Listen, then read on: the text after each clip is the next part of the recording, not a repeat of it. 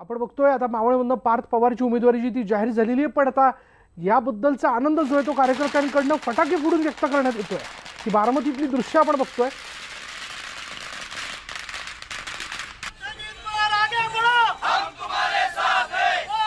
पार्थ पवारला उमेदवारी घोषित होते की नाही परवापर्यंत तळ्यात मळ्यात होतं, कारण परवा कार्यकर्त्यांच्या शिबिराला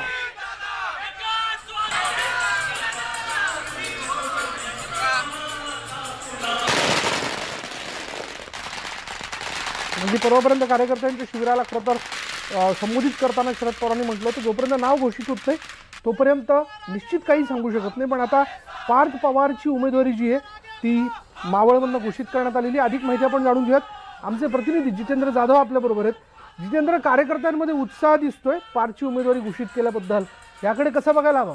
विशाल, नक्कीच बारामतीकरांच्या वतीने हा आनंदाचा क्षण मानावा लागेल, कारण की आपण वारंवार पार्थ पवारांशी संपर्क साधण्याचा प्रयत्न केला। त्यांनी एकच आपल्याला सांगितलं, जोपर्यंत माझी बाजू म्हणजे माझी उमेदवारी निश्चित होत नाही तोपर्यंत मी कुठल्याही पत्रकारांशी चर्चा करणार नाही।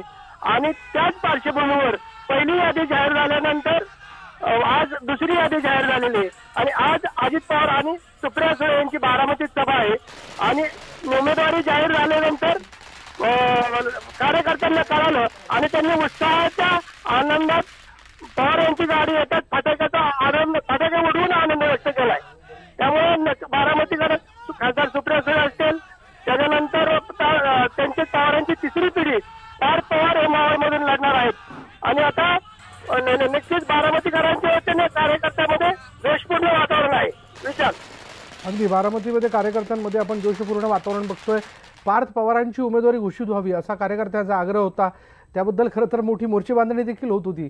अगदी परवापर्यंत नेमकं काय होईल सांगता येत नव्हतं, पण आज अखेर राष्ट्रवादीची दुसरी यादी जाहीर झाल्याचं आपण पाहतोय, ज्यामध्ये मावळमधून पार्थ पवार यांची उमेदवारी घोषित झालेली आहे। शरद पवारांनी असं म्हटलं होतं की मी माझ्या घरातले हट्ट पुरवेन, पण बाहेरचे मी का पुरवू। अखेर असं आपण म्हणूयात की या राजकीय पटलावरती शरद पवारांनी आपल्या नातवाचा हट्ट पुरवला।